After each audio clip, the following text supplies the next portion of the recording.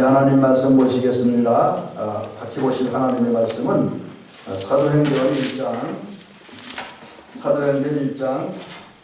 4절 5절 말씀 그리고 12절부터 15절 앞부분까지 있겠습니다. 공독을 합니다. 그가 고난 받으신 후에 또한 그들에게 확실한 많은 증거로 친히 살아계심을 나타내사 40일 동안 그들에게 보이시며 하나님 나라의 일을 말씀하시니라.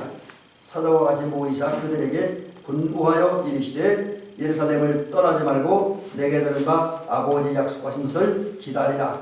요한은 물로 세례를 베풀었으나 너희는 몇 날이 못되어 성령으로 세례를 받으리라 하셨느니라. 또 그 옆으로 가셔서 12절입니다. 제자들이 감람원이라 하는 산으로부터 예루살렘에 돌아오니 이 산은 예루살렘에서 가까워 안식일에 가기에 알맞은 들어가 그들이 유하는 다락방으로 올라가니 베드로, 요한, 야고보, 안드레아와 빌립, 도마와 바돌로미, 마테오와 및 알페오의 아들 야고보, 셀로딘, 시몬, 야고보의 아들 유다가 다 거기 있어 여자들과 예수의 어머니 마리아와 예수의 아우들과 더불어 마음을 같이하여 오로지 기도에 힘쓰더라. 모인 무리의 수가 약 120여 명이나 되더라. 아멘. 자, 오늘 이 말씀 가지고 전심전력하여 기도하는 성도, 이런 제목으로 말씀드립니다. 오늘은 말씀을 준비하고 진행하다 보니까 낮에도 이제 기도에 대한 설교, 저녁에도 기도에 대한 말씀을 드리는데 지금 낮에는 우리가 기도하는 그 기도의 가치, 기도하는 그 방법이라든지 마음 자세 같은 걸 좀 살펴보려고 그러고요. 저녁에는 우리가 지금 몇 주 전부터 이제 하늘나라 백성으로서 우리가 무엇을 기도해야 되는 그런 주제 속에서 오늘 저녁에는 용서에 대한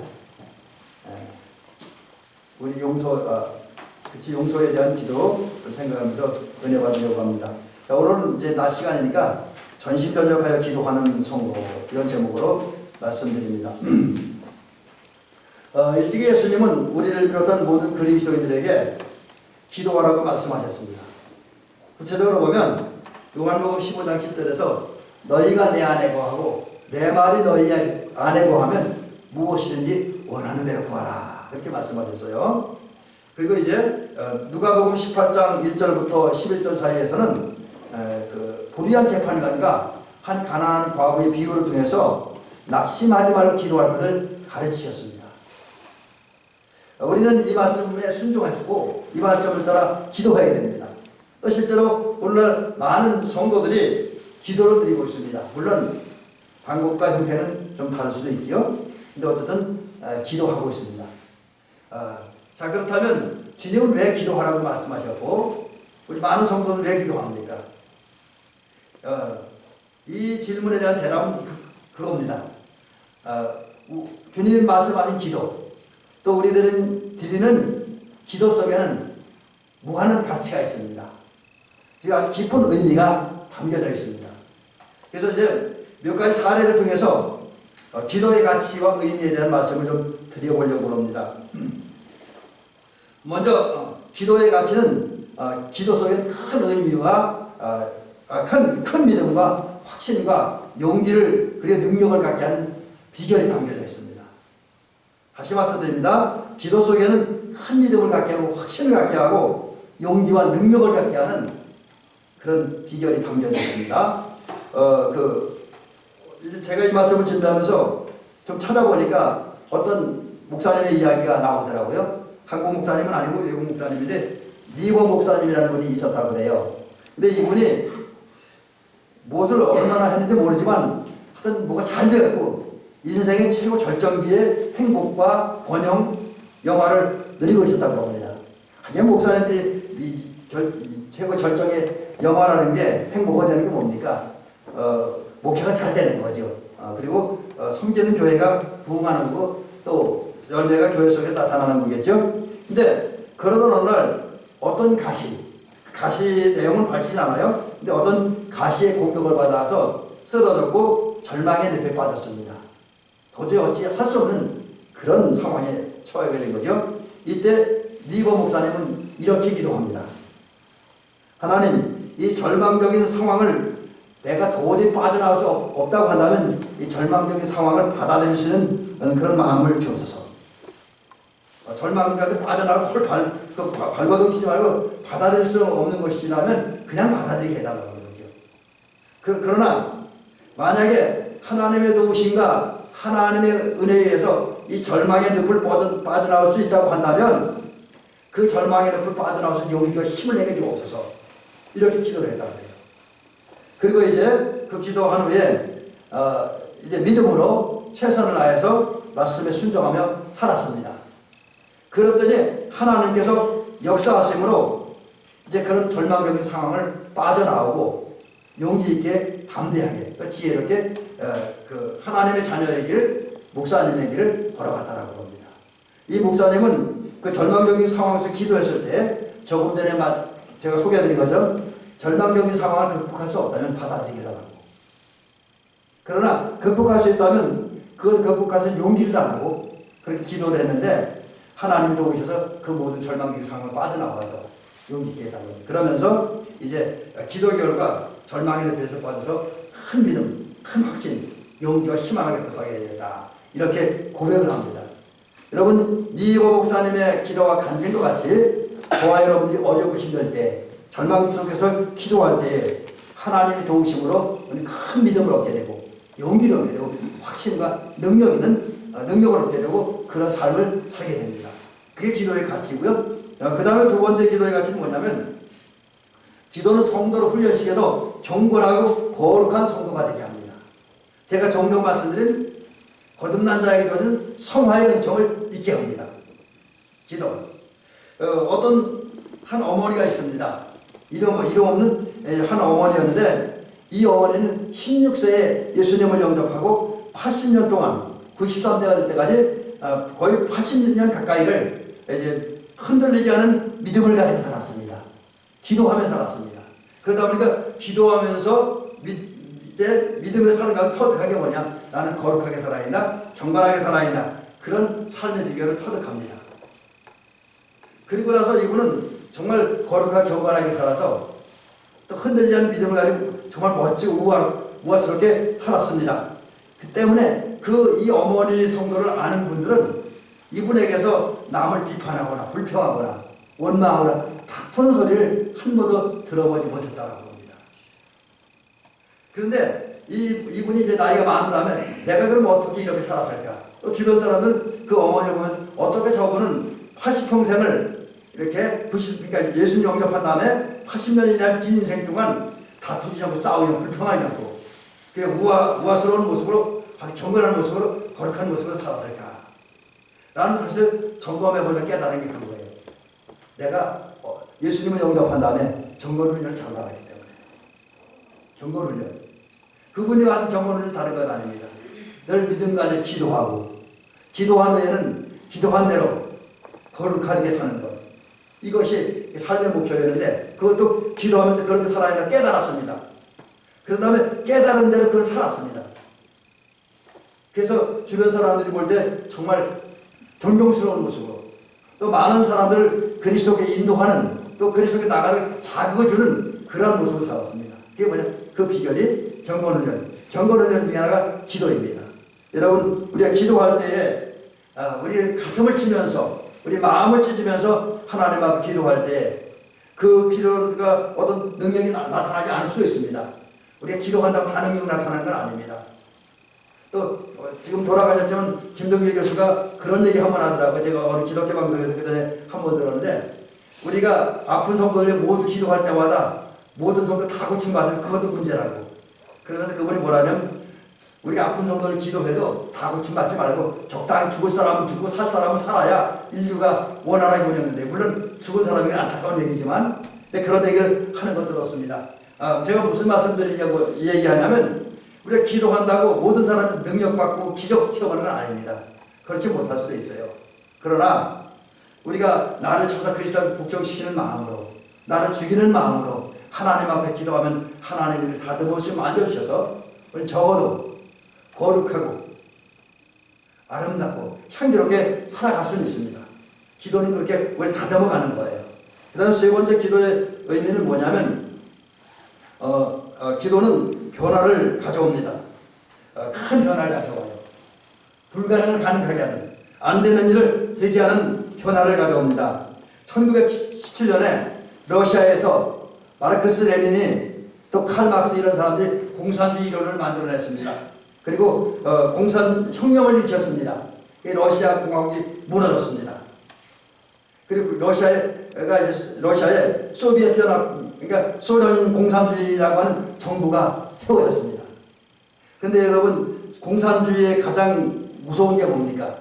물론 사회 평등, 말로만 평등이지만 평등. 그 다음에 이제 우리 기독교적으로서 가장 원수 같은 게 뭡니까? 칼 막스의 공산주의 이론에 의하면 신앙을 인정하지 않죠. 종교를 뭐라 그럽니까? 아편이라고 합니다. 하나님의 존재를 인정하지 않습니다. 하나님의 명령을 인정하지 않습니다. 때문에 이제 소련 공산정부는 공산주의 이념에 따라서 소련 백성들 안에서 기독교 신앙을 제거하려고 합니다. 순가 방법을 가지고 제거하려고 합니다.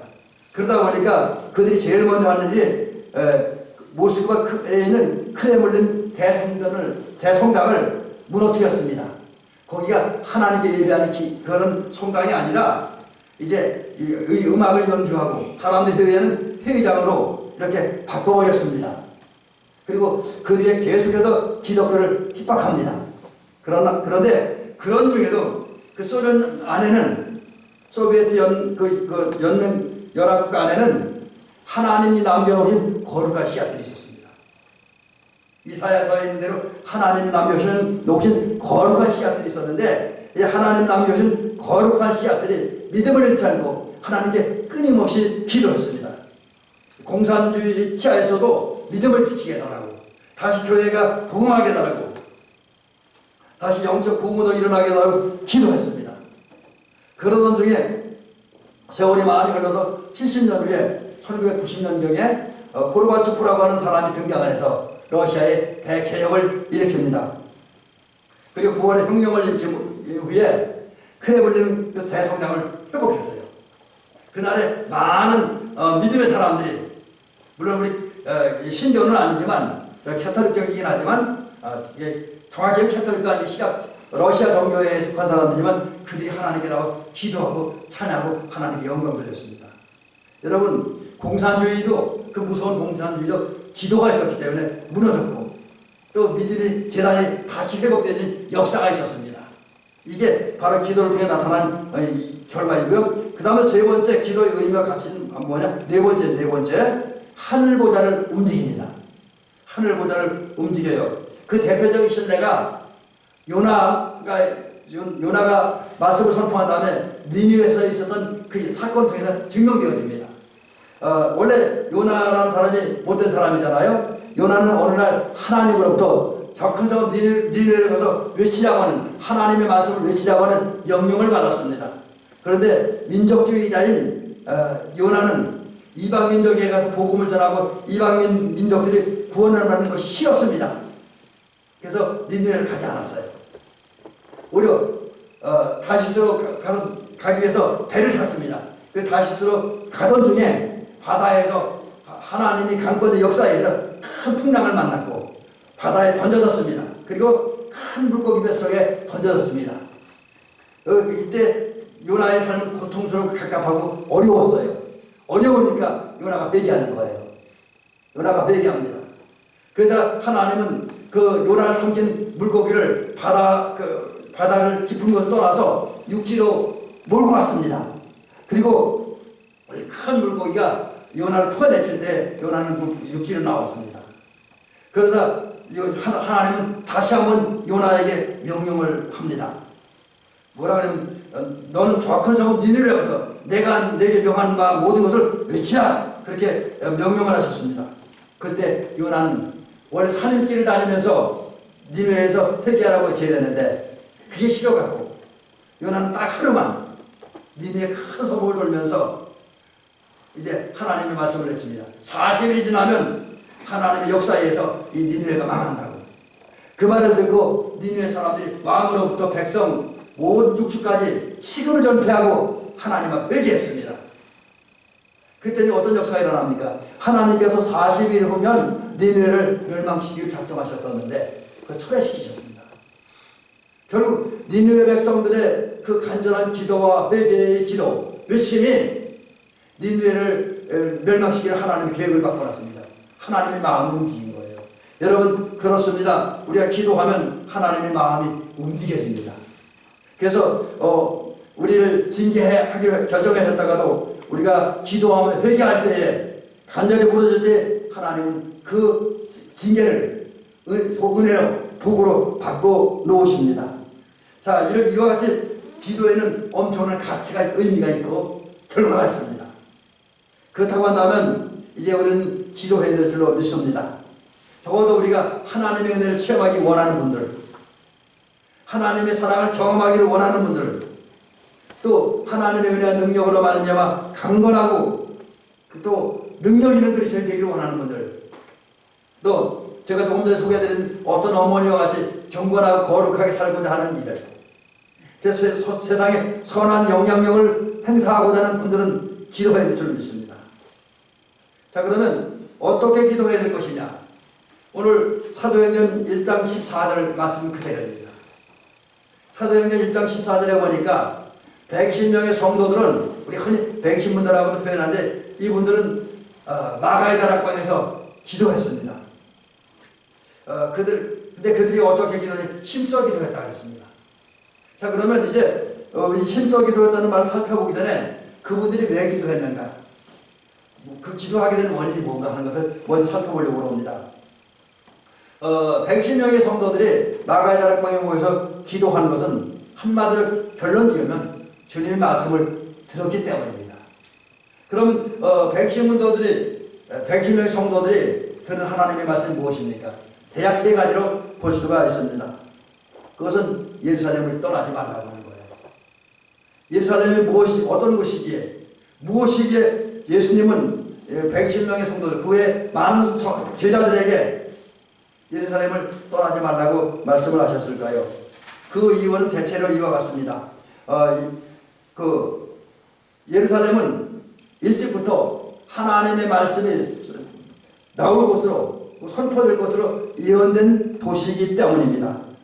또 하나는 예루살렘은 예수님이 십자가에 못 박혀 치셨던 것이기 때문이고, 또 부활하신 장소이기 때문에 예수님은 그걸 떠나지 말라고 했습니다.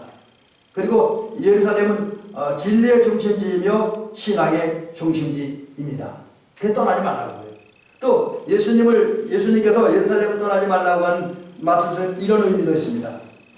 그 옛날에 예루살렘에서, 옛날도 아니 며칠 전에 예루살렘에서 베드로가 예수님을 3번 부인했어요.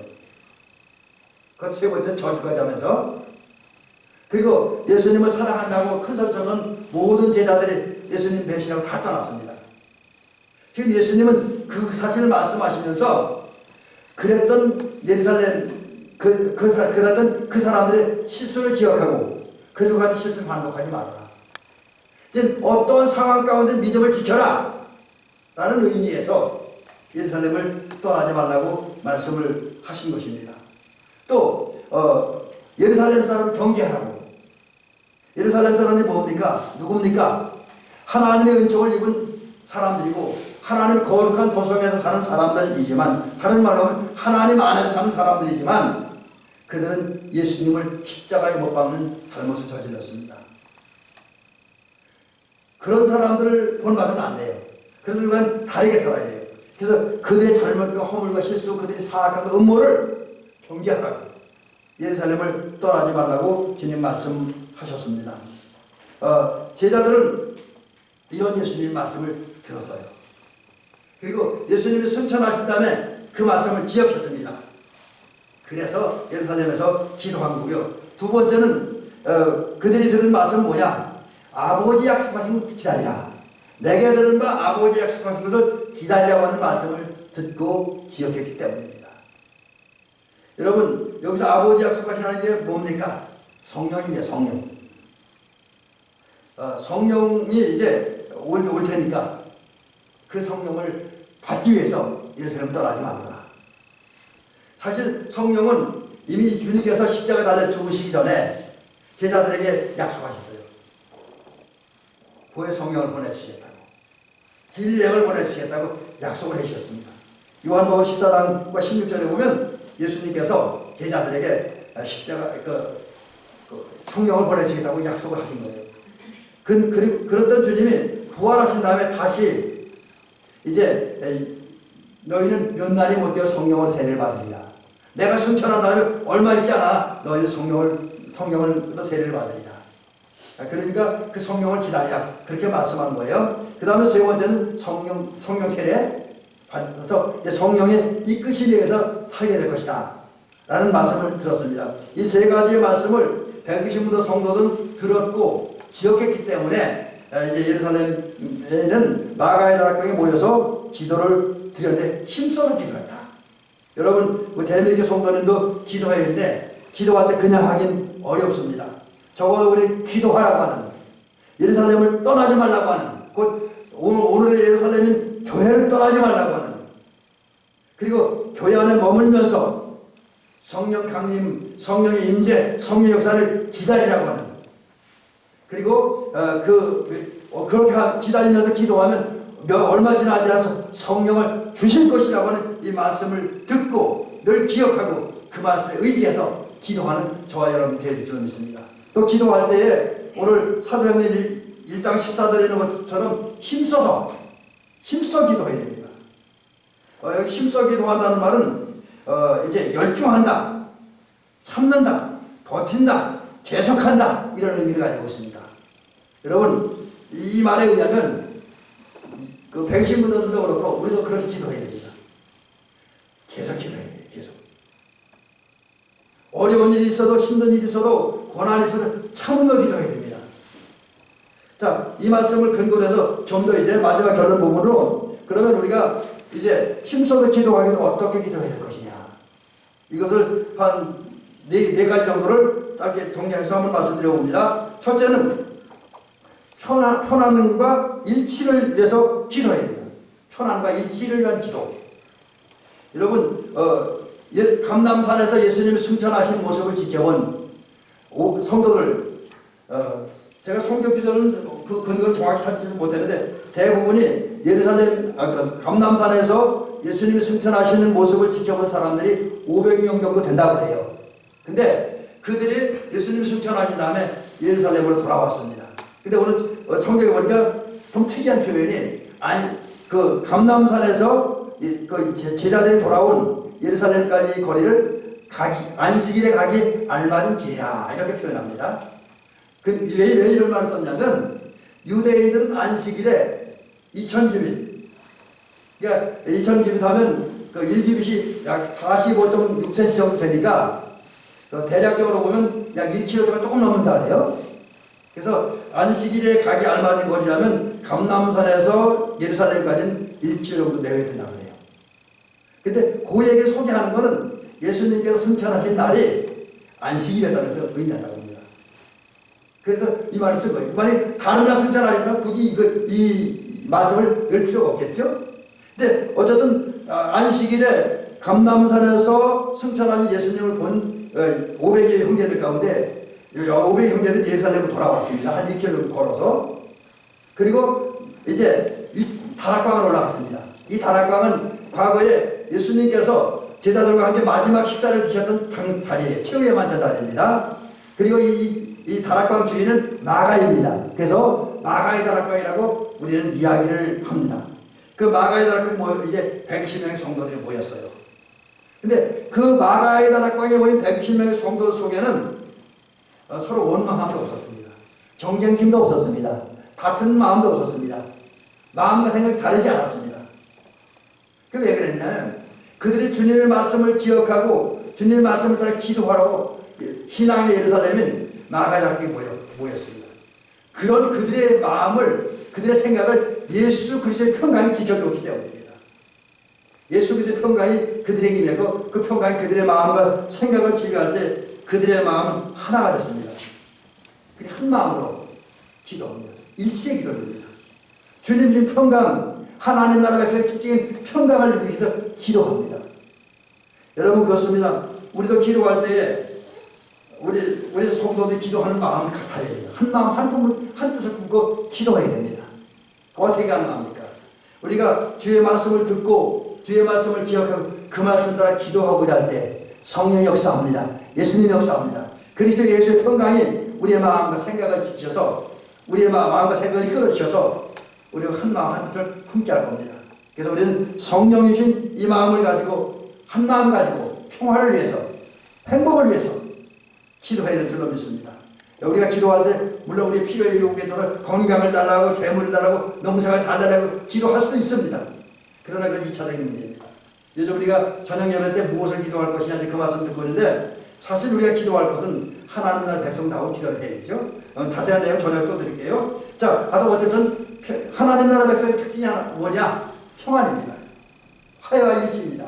그걸 위해 기도해야 될 것입니다. 그 다음에 두 번째, 우리는 성숙한 기도를 드려야 됩니다. 여러분, 이제 마가다락 광야에 110명의 성도들이 모였습니다. 그들이 한가한 사람들이었겠습니까? 시간이 널널한 사람들이었겠습니까? 물론 우리들은 그들의 직업을 모릅니다. 그러나 한 가지 분명한 것은 그들은 개인적으로나 공적으로 해야 할 일이 많은 사람들이었습니다. 먹고 살기 위해서 자기들에게 주어진 임무를 완수하기 위해서 해야 될 일이 많은 사람들이었습니다. 개인적으로도 일정이 빡빡한 사람들이었습니다. 기도할 수 있는 여유와 틈이 없었습니다. 기도할 수 있는 틈과 여유가 거의 없었습니다. 오히려 어쩌면 우리는 더 바쁘게 살아야 됐습니다. 또 육체도 많이 피곤했습니다. 그렇지만 그들은 바쁜 일정 뒤로 밀어놨습니다. 피곤함 뒤로 밀어놨습니다. 쉬고 싶은 욕망을, 놀고 싶은 욕망을 절제하고 억눌렀습니다. 그리고 기도했습니다. 다른 거 다 제쳐놓고 기도했단 말입니다. 여러분, 오늘도 많은 사람들이 바빠서 기도 못한다, 시간 없어 기도 못한다, 또 피곤해서 기도 못한다, 그런 얘기를 합니다. 저도 가끔가다 그러기도 하고요. 저도 사실 이렇게 보면 기도 쉬는 죄를 꽤 많이 범합니다. 늘 기도하지 못하니까, 피곤하니까, 힘이 드니까, 또 어떤 기분이 안 나니까, 뭐 하여튼 이런저런 일 때문에 우리 기도 못합니다. 그러나 여러분, 기도라는 건 우리가 피곤하다고 중단해야 되는 것도 아니고, 바쁘다고 중단해야 되는 것도 아니고, 일정이 빡빡하다고 중단해야 되는 것도 아닙니다. 귀찮다고 중단해야 되는 것도 아니고, 기분 나쁘다고 중단해야 되는 것도 아닙니다. 오히려 기도는 편안하게 쉽게 하는 것은 절대로 아니라는 거죠. 오히려 어떤 분 보니까 기도는 중노동이라고 표현해요. 그만큼 힘든 거라는 거지. 힘들어도 어려워도 바빠도 해야 된다는 거. 그것이 성숙한 기도입니다.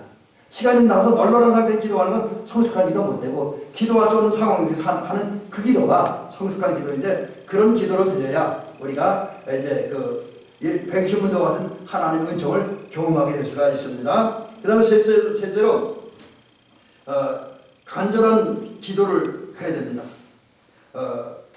여러분, 오늘 예루살렘 교 성도들, 120명의 성도들은 마가다락방에 모여서 열흘 동안 기도했습니다. 열흘 동안 그래서 철야 기도했습니다. 또 이제 철야 기도도 했고, 또 금식하며 기도했고, 어떤 데는 조용히 묵상하면서 기도했습니다. 어떤 데는 소리를 질러가며 기도했습니다. 그것도 열흘 동안 계속, 적어도 열흘을 계속 기도했습니다. 여러분, 우리가 사실 열흘 동안 계속 기도한다는 건 쉬운 거 아닙니다. 그것도 금식하며 기도하고, 부르짖어가며 기도하고, 또 때로는 묵상하며 기도한다는 건 쉬운 일이 아닙니다. 어려운 일이죠. 근데 어떤 사람이 그런 기도합니까? 절박함이 있는 성도, 간절함이 있는 성도는 기도합니다. 어쩌면 오늘 우리들이, 저도 마찬가지이지만, 기도에 태만한 것, 기도를 게을리하는 건 우리 속의 절박함이, 간절함이 사라졌기 때문이지요. 오늘 우리는 등 따뜻하고 배부르니까 대충 기도하잖아요. 그것도 귀찮으면 안 하고요. 그렇잖아요. 절박함이 없기 때문에, 간절함이 없기 때문에 그렇습니다. 근데 예루살렘 교회 120문들은 절박했어요. 또 야복강 나룻가에서 천사가 씨름하듯 부르짖어 기도한 야곱의 기도는 절박한 기도, 아주 결사적인 기도였었습니다. 여러분, 우리가 기도하려면 우리 절박한 마음을 가져야 돼요. 절박한 마음. 그런 데서 보면 우리 고난 당하는 어려움 당하는 건 오히려 기도와서 지혜가 되는 거죠. 그래서 여러분 뭐 우리가 설사 고난 당하지 않는다 할지라도 특별한 일이 없다 할지라도 적어도 우리들 속에 하나님의 은혜를 사모하는 절박한 마음을 가져야 됩니다.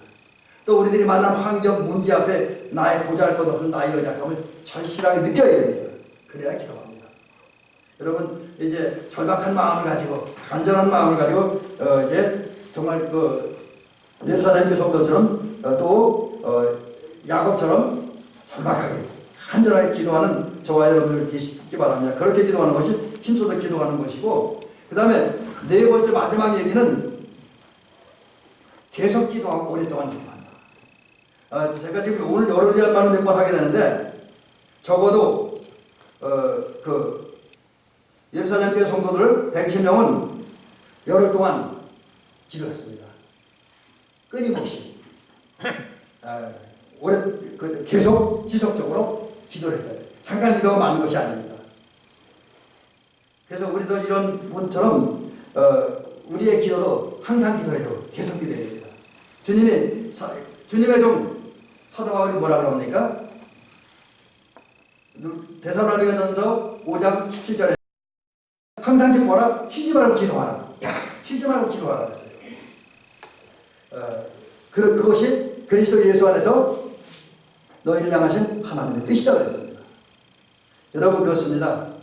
우리는 기도에 전심전력하게 해서 항상 기도해야 된다. 물론 그렇다고 우리가 1일 24시간 동안 항상 눈 감고 무릎 꿇고 기도할 수만은 없지요.